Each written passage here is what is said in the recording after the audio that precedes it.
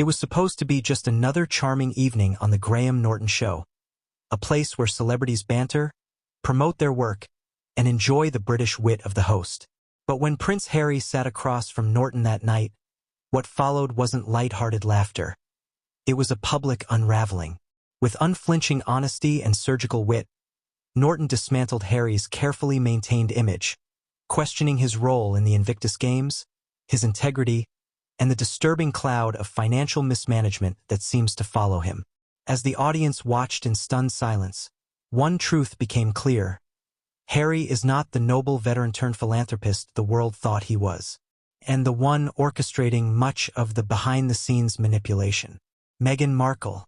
Since its launch in 2014, the Invictus Games have been hailed as a noble platform for wounded veterans, a cause undeniably worthy. However, while Prince Harry is often presented as the founder and the driving force behind it, many insiders and military personnel paint a different picture.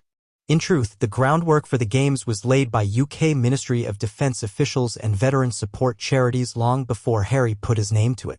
His role was largely ceremonial, a face for the cameras, a royal ribbon cutter.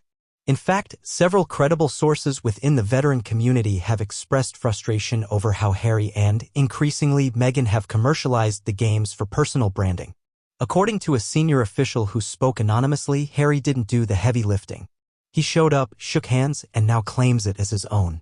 The real heroes, the veterans and volunteers, get overshadowed. The allegations don't stop at overcredited involvement. Financial reports from the Invictus Games Foundation and related charitable arms have raised serious concerns about mismanagement and missing funds.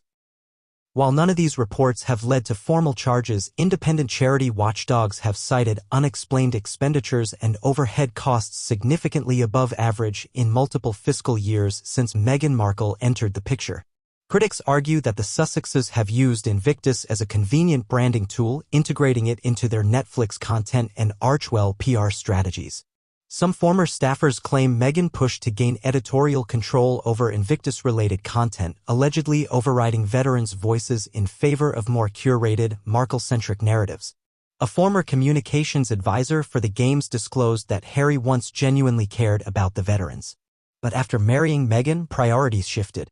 It became about camera angles, production rights, and merchandisable moments. Meghan's involvement in Harry's public projects has often raised eyebrows, but nowhere has it seemed more self-serving than in the context of Invictus. While initially welcomed by veterans as Harry's supportive spouse, she quickly positioned herself at the center, staging high-profile appearances, rebranding events, and aligning the Games with her personal causes. Her influence reportedly even extended to staff hiring decisions and media partnerships. One insider revealed that Meghan was treating Invictus like a Hollywood launchpad, not a veterans initiative. She wanted every moment to be about their narrative, glossy, woke, and monetized.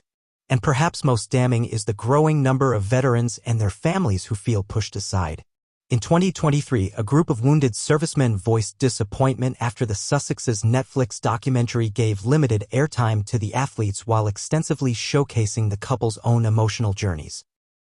One veteran bluntly commented, "I wasn't there for Harry and Meghan. I was there to heal." But somehow it turned into their personal therapy session. Public perception of the Sussexes has shifted gradually over time, but the Graham Norton Show incident felt like a watershed moment. Norton, known for his tact and charm, didn't hold back when he brought up the discrepancy between Harry's supposed founding of Invictus and the actual historical record. When Harry fumbled for an answer, visibly shaken, the studio audience fell silent. The host's pointed line, "You didn't build this from scratch, Harry. Others did the groundwork. You just put your name on it," hit harder than any tabloid headline ever could. And when Harry failed to provide clear answers about the use of Invictus funds, the damage was done. Online, viewers quickly took sides, but the overwhelming response was critical. The Invictus scandal comes on the heels of multiple other controversies involving the Sussexes. Netflix deals, Spotify fallouts, family estrangement, and failed business ventures. But this one stings deeper because it involves the very community Harry once claimed to cherish, the veterans. Among military circles, there's growing resentment. Many feel betrayed by someone who once served alongside them. And they blame not just Harry but Meghan's calculated influence. "He's not the man we used to know," one former soldier said. "He's a puppet. And she's pulling every string." With mounting pressure from both the veteran community and the public, several former donors and trustees are now calling for an independent audit of the Invictus Games Foundation. There is a growing consensus that Harry should step down completely from any leadership role within the organization. This isn't personal. It's about trust and integrity, says a former board member. Invictus belongs to the veterans, not the Sussex brand. What once seemed like a fairy tale, an ex-royal couple using their platform for good, now appears to be a carefully engineered PR operation built on other people's work and funded by unclear means. Harry's credibility is crumbling, but it's Meghan's aggressive ambition that seems to be driving the descent. For the veterans who inspired the Invictus Games, this betrayal cuts deep. They didn't sign up to be pawns in a royal rebrand. They signed up for healing, camaraderie, and dignity. And now they are speaking out loudly and clearly. The world is beginning to listen. As the fallout intensifies, the Sussex brand faces unprecedented scrutiny. Veterans, once proud to be affiliated with the Invictus Games, are now distancing themselves from what many call a celebrity hijacking. Behind closed doors, organizers are reassessing Harry's continued involvement, while Meghan's influence remains a flashpoint of controversy.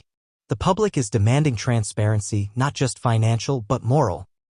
Can a project built on the sacrifices of wounded heroes survive under the weight of royal scandal?